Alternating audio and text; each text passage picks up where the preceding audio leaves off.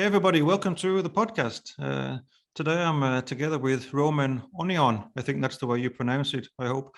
Last week, Roman, he interviewed myself and my wife and my son for our 2018 trip from Croatia to Thailand. But Roman also has an interesting story to tell. So this week we're going to reverse the roles. And today I have some questions for Roman, because he also has some interesting adventures. So hi, Roman, how are you doing? I'm very good. Thank you. Thank you for Yeah. having me on your podcast. Yeah, it's really pleased. Yeah, had a great talk to you last week. So now interesting to hear more about your story. Thank you. Can you start briefly by introducing yourself for those that don't know your Maya channel? So my name is Roman. I'm 39 years old now, and I've been living abroad for the past 19 years. So I left France when I was 19, and I've always been traveling and working abroad since. And now I'm living in Malaysia for the past 4 years. Yeah, and you enjoyed in Malaysia? Yeah, it's nice. Just COVID was not that great. yeah, of course. Yeah, you've been there about 2 years. Yeah, yeah, couldn't travel. So now that borders reopen, Malaysia is reopening in April, guys. So if you want to come to Malaysia, reopening on the 1st of April. So we're hoping now that we're going to be all about to travel the world. Oh, great. And you can cross the border to Thailand now, or could you do that before? Yeah, that's the plan. That's the plan. It's way more expensive than it was before. We checked yesterday, and it's around 700 ringgits. So 700 ringgit is like $140 maybe per pax. Before we used to pay maybe $50 per head. So it's way more expensive, and I think we need it. Yeah, we never actually made it to Malaysia on our trip. We got to Phuket in Thailand, and then we stopped there. So the next country on the destination would have been Malaysia, but maybe we have to come next time. Yeah, next time. Yeah, but can you tell us when did you start cycle touring? So I started in 2010. So I was on the working holiday visa in Australia, and I worked 5 months in Perth. So I just do like some dishes in a restaurant, and I also work for Greenpeace. And after this, I really wanted to travel in Australia, but I didn't have much budget. So I just bought a $200 bicycle from a bike shop and a crappy trailer on eBay, $150 for the trailer. And I just started cycling, and I finished on the Gold Coast. So I did 7,500 kilometers in Australia, and absolutely no idea what I was doing because I never cycled more than 15 kilometers before. On my first day, I did 80 kilometers. I couldn't walk. It was very painful. I got used to it. And so you cycled your first day with 80 kilometers on the very first day on a $200 bike, yeah? Day, on the $200 bicycle. Wow. Yeah. It was a great experience. Yeah. I didn't think, I was like, what the hell I'm doing, when I didn't have any experience. I didn't know what to do and didn't know where to go. And at that time, we didn't have a smartphone as well. So I just had a paper map. So I just needed to figure out how to get from point A to point B. So yeah. And, it was fun. And asking people for directions and this kind of thing. Exactly. Yeah, yeah. And did you have any problems with your bike when you had a $200 bike? Did that get you across? How do you call this already? I had a problem, with the bike, but I fixed it. But my trailer broke after 3,000 kilometers. I got stuck in a very small town in Australia where there was only 20 people. And I stopped at a gas station. So it was a gas station. The guy allowed me to pitch my tent at the back of the gas station. And I had to wait 1 week to get another trailer shipped to me. So I couldn't go anywhere. Okay. And the guy, I bought a Bobyak. So I don't know if you know, it's called the Bobyak Ibex trailer. And the guy gave me the retail price of the trailer. Instead of giving me like the normal price, he gave me only the retail price of the trailer.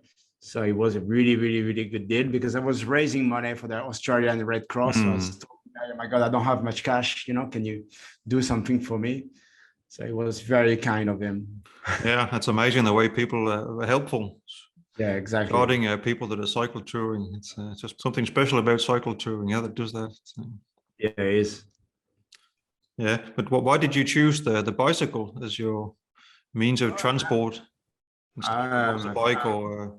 the main reason is because I didn't have much cash. So Hmm. traveling in Australia is quite expensive, and traveling by bike is quite cheap. So you sleep Yeah. in your tent, you cook over a stove, you don't spend much money. Even though you're not allowed to free camp in Australia, they push you to go to the campground, but the campground in Australia is extremely expensive. It's like $28 just to pitch your tent. And sometimes they charge you to take showers. So you need to pay an extra $2 to take showers. So it's like a coin machine in the shower. Sometimes you run out of coin and you're full of soap and you're like, oh my God, I don't have any more coin. So it's quite expensive. It's quite expensive. Yeah. Yeah, but that is one of the beauties of cycle touring. Is it is a cheap way to see the world. Exactly. You just need a nice bike and some food, and the food tastes 10 times better when you've been cycling all day than when sitting in a Oh car. yeah. Yeah, because I was eating most of the time just like instant noodle and cans of tuna, you know. So when you can have a burger, when you stop to a place and you can have a burger, Yeah. you said the burger tastes like 100 times better. Yeah. That's one of the best things with cycle touring is food just tastes fantastic. People got no idea how good food tastes when you've been cycling all day. And Or even the shower. When you didn't take a shower for a week, yeah, when you take a shower and you see all the dirts coming out of your legs and body, yeah. it feels great. Yeah. It seems strange to talk about, but this is true. Yeah, simple things that you do every day and take for granted all of a sudden feel like gold when you're on a cycle tour. Yeah, true. But today I want to focus mainly on your adventurous trips, and you've been to Central Asia. Can you tell us a Yeah. little bit the route that you chose when you went there to Central Asia? So in 2015, myself and a friend, we arrived in China first because I wanted to take the Trans-Siberian. That was on my bucket list. So I really, really wanted to take the Trans-Siberian. And we took the Trans-Siberian from Beijing to Ulaanbaatar. So I think it took us like 22 hours in the train. So it was a really good experience. And we started from Ulaanbaatar across the Gobi Desert to China, then Kazakhstan, Kyrgyzstan, and Tajikistan. And we fundraised for two charities when we did this. We fundraised for One Girl. One Girl is a charity based in Australia that fight for girls' education in Uganda and Sierra Leone, because girls over there are pushed to get married at like 14 years old and never have a chance to go to school. And we also fundraised for Amnesty International at the same time. Okay, so part of your trip is also fundraising, and you said also. Yeah, I'm always trying to do this when I go cycling to find a charity, even though you don't have much time to take care of the charity when you're on the road, especially on this trip. It was a bit frustrating for us because we didn't get internet connection most of the time. It was a nightmare to get internet connection. Across the Gobi Desert is zero. You don't have connection at all. And then when we arrived in China, we forgot about it, that Facebook and YouTube and everything is, you can't access to it in China. So we didn't have access either there to internet, or you have access to internet, but you don't have access to the main social media that you need. No. So most of the time we didn't have internet. Also with a VPN, do you not have access to anything, even if you use that's what I say. I forgot about the VPN. I forgot about the VPN and then couldn't access to it. And even though you had a VPN, it was terribly slow. Yeah. That gives you I know a lot of people doing this in some countries where the access to the internet is limited. It's limited. Allows you to connect to another country where, a little bit more relaxed rules. But, if you cycle through Europe or whatever, it's much easier. You got good internet everywhere, and you have towns everywhere to get food, to get water. It's easy. When you're in your remote places, it's complicated. Yeah. But what about the visa for China? Did you get that before you left? I had to get it before, because you cannot get it on the border. So I had to to organize it before before to cross China. And Kazakhstan, I had it on the border, Kyrgyzstan on the border, and Tajikistan on the border. So it's not. But not China. You have to get that before, yeah. Yeah, you have to get it before you. Yeah. We discovered that on our trip on the way through Turkey. That other people were telling us, "Have you got your Chinese visa?" No, we've got no idea if we're going to get to China.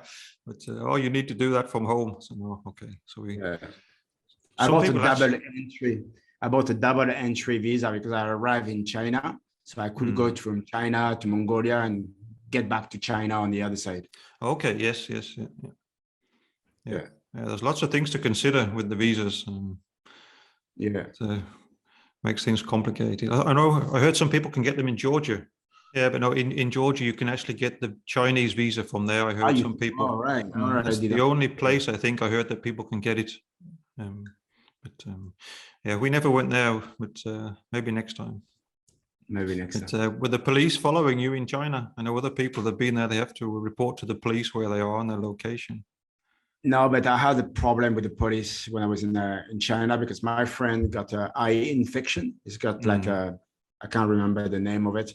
And I had to take the bus for 4 hours to go to another town because we had a problem with our credit card. The only credit card that they didn't accept in the town that we were was the Visa card. So they accepted only the Union card. So I needed to take a bus to go to the next town, and every hotel I went there did not accept foreigners. So I was like, no foreigners, no foreigners. Well, what do you mean no foreigners? Where I'm gonna sleep? And then the cop stopped me, asked me for my passport, keep my passport in his pocket, and start asking me money to get my passport back. And then he wanted me to go to a hotel that costs $300 a night. That says, no way I'm gonna spend one night and spend $300 a night. That's what I'm spending for the whole month. There's no way. And I started shouting at him and insulting him, and he just threw me my passport in my face, and I had to spend the night outside. It was like almost 0 degrees. It was freezing cold. So I just put all my jacket and everything, spend the night outside. And before I left, he was still here and still trying to ask me money and everything before I get in the bus. Okay. People are corrupted everywhere. So it's a shame. Yeah, you can't trust everybody. Yeah. No. Yeah, that's the only people we've ever had problems with is actually the police. Also in Peru, we were stopped in our car there and fined for not having the lights on or something crazy. It was. But all the people we met were really friendly, but the police, they were the only ones that we were scared of. It's strange. It shouldn't be that way. I had another issue in Kyrgyzstan as well. My bag got stolen, and they found my bag, and then they started asking me money as well to get my bag and my passport back. And we spent like the whole day and the next day to another town. They brought me to another town and keep asking me questions and wanted me to sign papers that was written in Kyrgyz. And I was like, there's no way I'm gonna sign a paper that I don't understand what I'm saying, it's no way. Yes, you have to sign. I said, I'm not gonna sign anything. And I spent like 12 hours. They waited 12 hours to let me go. And I never signed anything. It's a shame. Yeah, these are the people you should be able to trust. And exactly. These are the people you can trust the least, sometimes. And they left me in the middle of nowhere. They brought me like it was 3 or 4 hours from the town that I was. They brought me in a car and they left me there after. They said, you live. I was like, how do I get there? So I had to hitchhike. It was maybe 12 o'clock midnight, and I had to hitchhike at 12 o'clock midnight to get back to where I was. Took me like 3 hours to get back to where I was. And the next day at 6 o'clock, I was on my bike to the Tajik border. So it was a nightmare. Yeah, it's a shame it has to be that way sometimes. It spoils. Otherwise, we only met very, very helpful and friendly people everywhere. The normal people. Only the cops were bad. I have the same experience. But do you travel on your own, or do you have a friend you cycle with? So it depends. When I was in Australia, I did a half of Australia with another person. And in New Zealand, I was by myself. So I cycled in New Zealand as well. I spent 2 months around both islands in New Zealand. When I cycled from France to Turkey, I did like 15 days with a friend and I finished by myself. And the trip that I did from Mongolia to Tajikistan, I was with a friend as well. And do you enjoy cycling by yourself? Do you meet It's more nice. people when you do this? It depends where you are. When we were across the Gobi Desert, we were very happy to be two, because alone would it be very, very, very hard mentally. Mentally would it be extremely hard. When you're in a safe place like Europe, it's fine. You meet people every 10 kilometers. There is someone in case you have problems. When you're in your remote place, better be with someone, I think. I followed a girl once that when around the world on a motorcycle. And she started on her own, but then she met a boyfriend along the way. But I think in the end, she decided to take the last part of the journey alone again, because she said when she's on her own, she's talking to more people and meeting people all the time. When she was with her boyfriend, they're in a kind of bubble, just the two of them, and they don't speak to so many other people. Yeah, it's true. This is true. Why did you choose Central Asia? Was this mainly the challenge, or? Mongolia was always a country I wanted to go. I always wanted to visit this country, but I didn't want to do it in a tourist way. I don't want to follow a crowd and to visit something. I had to go by myself or with a friend who have the same mentality as me. A little bit crazy, a little bit adventurous. It was always a dream of mine. But I want to go back to Mongolia. I really want to go back to Mongolia, but I want to go to the south of Mongolia, where it's a little bit more green. Because where we were was only dust and sand. Had a different vision. I didn't know that the Gobi Desert in the center was just sand. Just sand. So people told me after, no, you need to go. In the south, so closer to the Russian border in the north. Closer to the Russian border, so I'm gonna have to go back to Mongolia one day. I've also been fascinated by Mongolia, and also when you see some of these documentaries on YouTube, it looks amazing and green with all these yurt camps in the middle of nowhere. It looks like a adventurous place. I'm planning to do the Baikal Lake one day if I can go to Russia. The Baikal Lake, like I was telling you last time when we spoke, is the largest lake in the world and the deepest lake in the world. And during winter, this lake is totally frozen. And I think it's 1 or 1.5 meters thick. So I would love to go there during winter and cycle on the lake. Sounds adventurous, But there are lots of different forms of cycle touring, from what I call luxury cycle touring, where you have electric bike maybe and 2 panniers and you go from hotel to hotel, and everything is organized for you. But the kind of traveling that you do, this is completely self-sufficient. Nothing is planned and nothing is organized. But how do you find water in a country like Mongolia that has very little water? Is that not a problem? Yeah, we had a massive bag I had a massive bag on the top of my trailer, like a 20-liter bag plus 4 other bottles. So just with water, we had like 25 liters, 25 kilo of water that we had to carry. And we ran out of water many times because there's nothing you can do. You need water to drink every day. You need water to cook every day.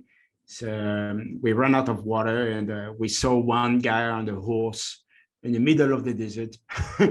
Like, well, what the hell are you doing here on your bike, And because I can't speak Mongolian, obviously, I always learn the word water everywhere I go. So I told the guy, sorry if I pronounce it wrong, it's Osho. And the guy said, yeah, follow me. And it was like a wheel in the middle of the desert. It was like, God, we'd have never find it, we'd have never found the wheel in the middle of the desert, and we could refill our bottle and everything. The next day, someone dropped the bucket at the bottom of the wheel. So we started the day with no water again. It's part of the experience. One of the most important things is water. If you run out of water, it's amazing how quickly your body just loses all its energy. Yeah, Completely. because You just Mongolia is very, very hot. It could be very hot during the day, but it's extremely cold during the night. So sometimes we had like 20 degrees during the day. I was cycling like sleeveless during the day, and at night, I was like 10 layers of of clothes, and it was like minus 20 degrees at night. You wake up in the morning, and all your bottles was frozen in the morning. So it's crazy. It's crazy. you completely empty your bag of all your clothes and you put everything on. Yeah, because I had a really, really good sleeping bag, and I was really happy to have spent like $200 on my sleeping bag because it's like it saved my life. It was really, really cool. Yeah, amazing. Yeah, these countries where there's little water, this makes it a big challenge. Yeah. But do you only mainly wild camping in Mongolia? You didn't stay any? There's absolutely not much places you can go. So most of the time we're wild camping. Yeah. So yeah. There's no guest houses or anywhere you can stay. Or... No, there is no guest house. There is hotels, but there is not many people going there. Yeah. But how did the local people treat you when you finally met somebody? In the desert, in remote places, they are very, very nice. But when they see tourists in some small other places, they try to get money from you. You know, they try to tell you, for example, because we had to take the bus 2 times in Mongolia because we couldn't cycle because of the wind, and they charge us like $50 to take the bus when it probably costs $2 or $3 to go there. You know, so they overcharge us a lot, which we understand. You know, we understand that they want to charge us more, but to charge us like 20 times the price, that's a bit frustrating. But yeah, they do that in India as well. In India, it's completely official. When you go to a tourist attraction, they have an entrance for tourists and they have one for locals. Yeah, in Malaysia they did the same. They did the same in Malaysia. It's always more expensive for tourists. Because I'm married to local, my wife speak local, and then she said, "Oh, that's my husband." And at the end, I got the local price. Yeah, you need to know the tricks to get in. Say all the visas you got, they were at the border for Kazakhstan and. Yeah, all at the border. Yeah. Also, Tajikistan, did you get that at the border? Yeah, at the border. Yeah. Got it at the border. Yeah. They make you pay a fee for. How they call this fee is really funny. It's like a hygienic fees. So they put like a product on your wheel of your bike, and they say it's just for like I don't know, like hygienic. You know, like the one you put normally on the grass to kill all the bacteria and stuff. And you pay maybe $6 for this, and it's really funny because we are into the mud. You know, especially when it's raining, you're full of mud. Your tires is full of mud, and the guy just spray like a little bit your wheel and say, "Oh, you have to pay for this." I was like, "Are you kidding me?" It's not gonna do anything, you know. It's not gonna help. You know, I'm going back in the mud in 2 seconds. You can't move. You can't move the mud from one country to another country. Yeah. So you have to remember to clean your bike then if you're crossing the border. Yeah. He didn't even clean it, just spray the wheel with it and say, "Oh, you have to pay $6 for it." I was like, what? Doesn't make sense. Oh, yeah. I remember once in Peru, they wouldn't let us cross the border with any fruit. They asked if we had any fruit with us. We had to throw it all away. It wasn't allowed to cross the border. It happened to me in Australia, per state. So I had fruit with me. I can't remember the name of the state. And when you cross another state, the police stopped me and said, you cannot bring your fruit. I was like, "What do you mean I cannot bring my fruit?" "Yeah, you bring in the fruit from this state to this state. You're not allowed." Yeah. It's like, what? So it's really funny. Yeah. In the same country that you're not allowed to bring from a state to another state. Yeah, exactly the same in Peru. Yeah, they did the same. Yeah, at one crossing. Yeah. But what was your most challenging part then of the whole trip in Central Asia? Was that It was the wind. The wind in Mongolia. The wind in Mongolia was insane. We had some days at 70 kilometers headwind or crosswind, and one day we did 40 kilometers in 7 hours. So it's like 2 kilometers per hour. We couldn't do anything, and it was freezing cold. So it was like maybe 5 degrees during the day, and we just freezing on our bike and couldn't do anything. yeah, the wind was a big challenge. 2 times we had to take the bus because of the wind, because we couldn't cycle. Yeah. We couldn't cycle, couldn't do anything. And it's just relentless every day after day. There's no change in the weather. You think, oh, in 2 days the storm is gone. It's just yeah, we had some sandstorms as well in Mongolia. We got caught twice in a sandstorm. So we got blocked the first time. We got stuck for 4 or 5 hours because of the storm was massive. Couldn't move. And the second time we saw the sandstorm, then it was going away. And when we started cycling, it come into us. So we couldn't do anything. We just cycled into the sandstorm. So yeah. Wow. Yeah. Yeah, I think the wind. Yeah, also the wind is the most challenging of all. I prefer to cycle up a mountain at 4 kilometers an hour all day than cycle in headwind all day. Yeah. I just like to get a rhythm and just cycle up nice and slowly, looking at the scenery. But when there's a wind, it's you cannot do anything. No. We were stopping every 200 meters. We were stopping and looking at each other, and we're like, we can't do anything. You know, you when you cycle and even though you stand on your bike and your bike going backward, you know, like that's strong. That's strong and cold. Yeah. And cold. I had stuff around my face and my beanies, my sunglasses. My nose was getting frozen. Lucky I had a really good gloves, like the same I use for snowboarding. And even though my hands was freezing cold, even though I had my gloves. So yeah. I understand. Yeah. But now it's a good experience. But when you are doing it, you're really thinking what the hell I'm doing, you know. There's no traffic in Mongolia. There is no one there, you know, like there is only 2 million people, I think, in Mongolia, and Mongolia is like 14 times the size of France. So yes, it's a huge place. Yeah. You don't meet anyone on the road. Sometimes we're spending 2-3 days and we're just us cycling, and you don't meet anyone. So if something goes wrong, it's bad. Yeah. And I think they only have 3 roads or something like that in the whole country. They don't have a big choice.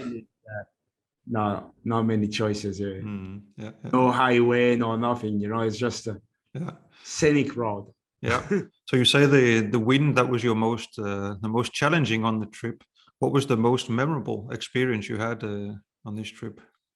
On this trip, I think it was when I reached. It's called Akbaital Pass in Tajikistan, and is up to 4,655 meters. And when you reach the top, it's just amazing. It's just amazing. The landscape, the view is beautiful, and you're so happy to have reached 4,655 meters. It's hard to breathe, but it's incredible. It was a really good feeling.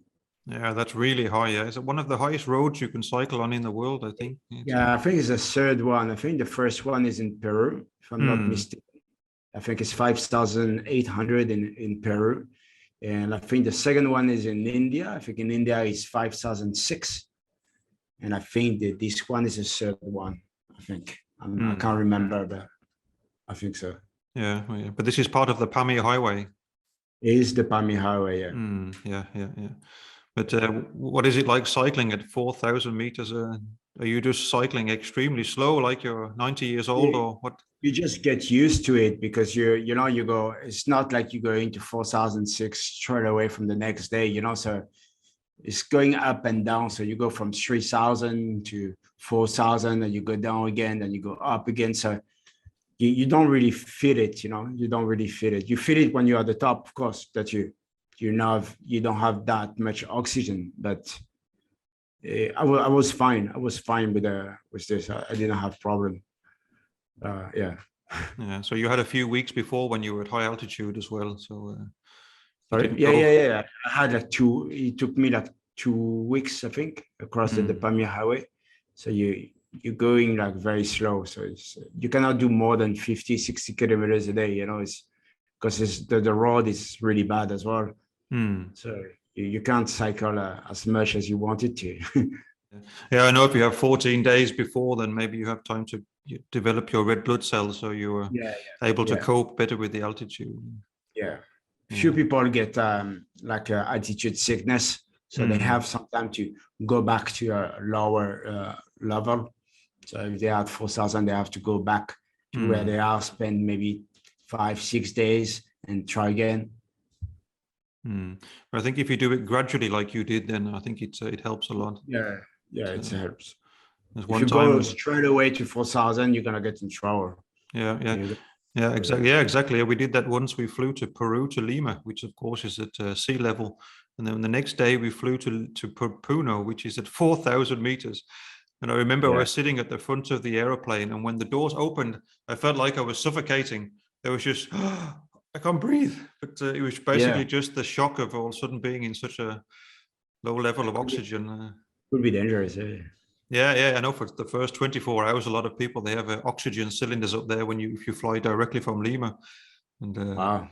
but I was okay apart from the initial shock, just when they opened the doors of the airplane. But Yeah. the second time we went in the car, and then we stopped at 2,000 meters for a few days, and then we went up gradually. Then there was no problem. But Yeah. it was probably difficult if you fly from Europe or somewhere and directly to Tajikistan. Then you hard work for a few days. Yeah. What were the biggest issues you had on the trip? Did you have any major problems or? When I was in the what is it called already? Sorry, I think it's called Saritash in Tajikistan, and I ran out of tubes, so I had to fix the tubes. Like I think I had 10 different patch on the tube, and then my pump broke, so I couldn't do anything. I had to push my bike for a few kilometers, and then I had to find someone and trying to explain to them that I needed to pump my tire, and they had a pump, but they didn't have the same size of the tube. So it took me like 3-4 hours to find one pump to pump my tire. So they had to go to run in all the village to find one pump for me. Okay. Wow. Yeah. Wow. What size wheels are you using?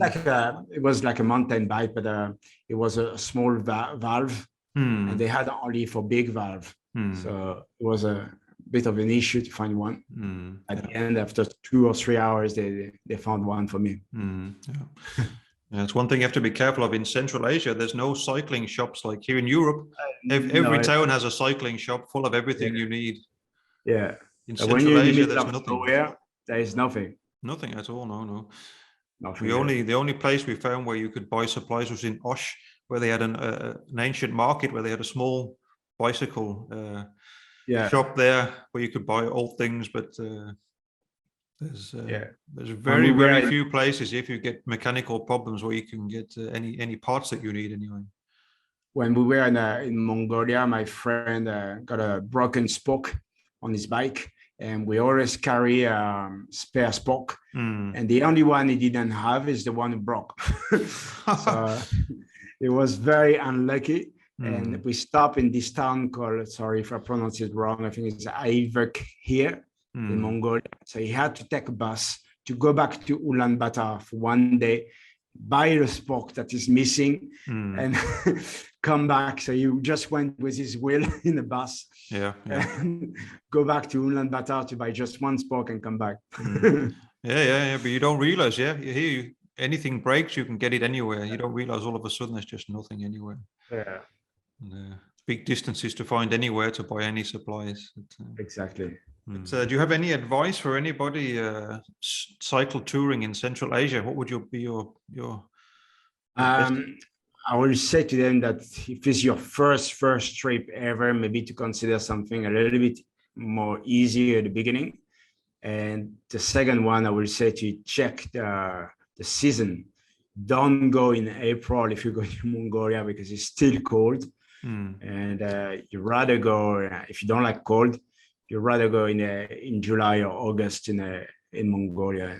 April was not the right season to go there. We didn't check this very much before we left, and it's too cold. It's too cold during during the at night. At night it's very, very cold. Yeah. Yeah, yeah. We are not prepared for this. We knew that it's going to be cold, but you don't know how cold is it when it's minus 20. You really, really understand how cold is it, you know? Yeah, of course, yeah. If you go in the right season, you make it easy, yeah. Yeah. Yeah. So what is the best time? Is this in July, in the middle of the... Yeah, July, August will be the best. Okay. And where did you finish the trip? Where was the end destination? Dushanbe in Dushanbe, Tajikistan. yes, Tajikistan. Okay. Yeah, Dushanbe Yes. in Tajikistan. Yeah. Was that planned from the beginning, or did you just? No, my plan for the beginning was to cycle from Mongolia to France. But when I arrived in Dushanbe, I told the guy to don't stamp this page because I need it for Uzbekistan, and Uzbekistan needed the full page for the visa, and I had only one page left on my passport. So I said to him, please stamp somewhere else. Okay. And at the end, he stamped on the page that I needed. And I'm like, man, I just told you to don't stamp here. I said, oh, sorry. So I couldn't get my Uzbek visa. And then when I went, it was no embassy in Dushanbe. So I needed to go to the consular. And they told me, no, you need to go back to France. We cannot order a passport for you. You need to go back to France and come back here. I'm like, I'm not gonna go back to France, wait 3 weeks for my passport and come back here. So I couldn't finish my trip. Okay, so the plan was to cycle all the way. All the way home, back home. That's why in 2019 I cycled from France to Turkey. So maybe next time I need to cycle from Turkey to Dushanbe to finish the loop. Yeah. You will enjoy Turkey. Turkey is a fantastic place to cycle. You will. We had a great time there in Turkey, and Iran as well would be fantastic to cycle. I just cycled to Istanbul. I would love to see other parts of Turkey as well. To go to Iran, I would love to go to Iran. I'd love to go to Georgia and to go to Armenia and Azerbaijan as well. Armenia is also an amazing country. It's when you go through the mountains of Armenia, it's a very green country. It's amazing until you get to the very south, and it completely changes when you get to the border of Iran. It goes from the most green, amazing forest to the most dry desert you've ever seen. I can definitely recommend that trip there. That would be great. But when you're cycling, do you always have the destination in mind, or do you just make it up basically? I try to know where I'm going. During the day, I don't know. I don't plan during the day where I'm gonna stop. It's just with the feeling, you know. You don't really know how many kilometers you're gonna be able to do. You don't know how the road is gonna be. I know where I finish, but I don't know what's going on between. We didn't plan. We didn't plan so much either. We also make it up day by day. Otherwise, it's impossible to plan in detail where you're going to be. In fact, we never knew where we were going to finish until 2 weeks before, when we were in Thailand and said, okay, now we'll go back home. We just had a rough idea where we were going, but we never knew. The destination was never important. It was just the everyday life and just to enjoy time on the road, and we see where we end up didn't really matter. But, exactly. So okay. But, so next time you have to go back to Dushanbe and then or maybe do the reverse. To do the reverse. I need to finish this trip. I need to finish it. I don't know when, but I'm gonna need to finish it. We never went to Tajikistan, so that's also a place I want to go to, especially to cycle on the Pamir Highway. So just finally, you've started this new podcast that we were really pleased to be on last week. Can you tell us a little bit more about the podcast, why you started it? And because I'm at the moment I can't cycle, so I decided to create a podcast about cycling and even inspirational travel stories. So if you want to be part of this podcast, you can contact me by email, and you can invite you to the podcast. And you can share your story with us on the podcast. I think that's a great idea. I think lots of people there, when they're not cycling, it's nice to listen to other people's stories and learn. what experience they've had. I think you can learn a lot from actually talking to other people that have done this kind of thing. So I think it's a great One of the idea. first podcasts that I did, it was about a 80 years old man that's going to cycle from Alaska to Panama. So it's a 14,000 kilometers. He's gonna do it on the electric bike, but he's 80 years old. I really, really hope I'm gonna be able to do the same kind of thing when I would be 80 years old. It's amazing, amazing. Yeah, it's amazing with these electric bikes that also my wife's parents, they've been cycling for many years, as I mentioned briefly before, with this luxury kind of way to cycle, and they've had fantastic trips with their friends where everything is organized and from day to day, and they really, really enjoy it. But now they've also bought electric bikes, which means last year they could cycle with us in Sweden, and we could do the same amount of kilometers every day. That's So cool. they're really pleased with their electric bikes. Yeah, so that's great. If a man 80 years old can still travel That's the amazing. world and be out there, enjoying A himself. very inspirational man. Mm-hmm. Yeah. Well, that's a great idea with your podcast to get to hear the stories of these people. So I look forward to hearing more of the stories. So. And do you have anywhere else on the internet people can find you? Facebook or So YouTube? you can find me on Facebook and of course YouTube and Instagram. So it's just Discover Evolution. If you type Discover Evolution, normally you're gonna be able to find me. Okay, perfect. Anything else you want to mention before we close? Just if you want to start traveling, guys, just go with it. Don't wait to be too old, even though it's never too old to get started. But if you really want something, you have to take it. You have to grab the opportunity and to go for it. Yes, definitely. Yeah, I definitely agree with that.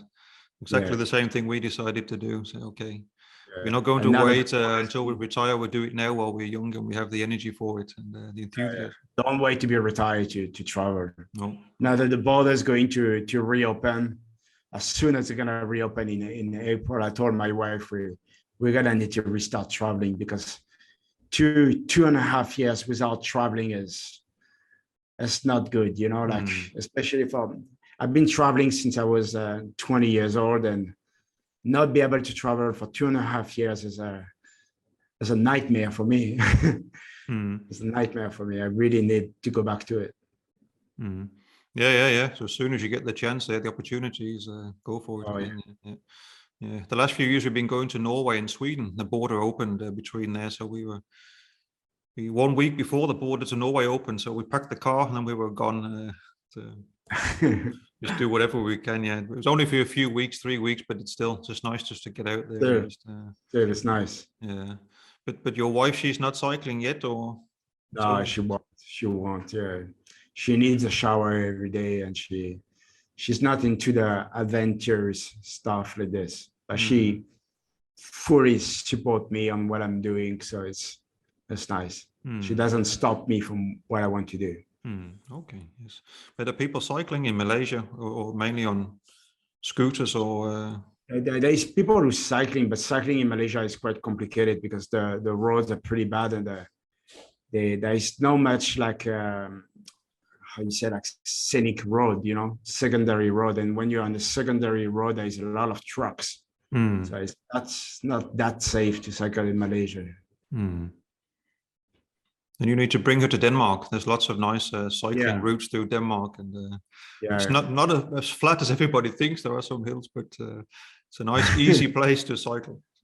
Yeah, I'm pretty sure it would be okay in Denmark. Yeah, it's not so challenging. It's more just enjoyable. But yeah, that was great, Roman. It's really interesting talking to you again. Me too. I hope everybody enjoyed the podcast. Of course, send us a comment or a like if you've been following along. That'd be great to hear from you. So thank you, Roman. Great to talk to you again. Thank you very much, Andrew. Thank you. Okay. Bye-bye. Bye-bye.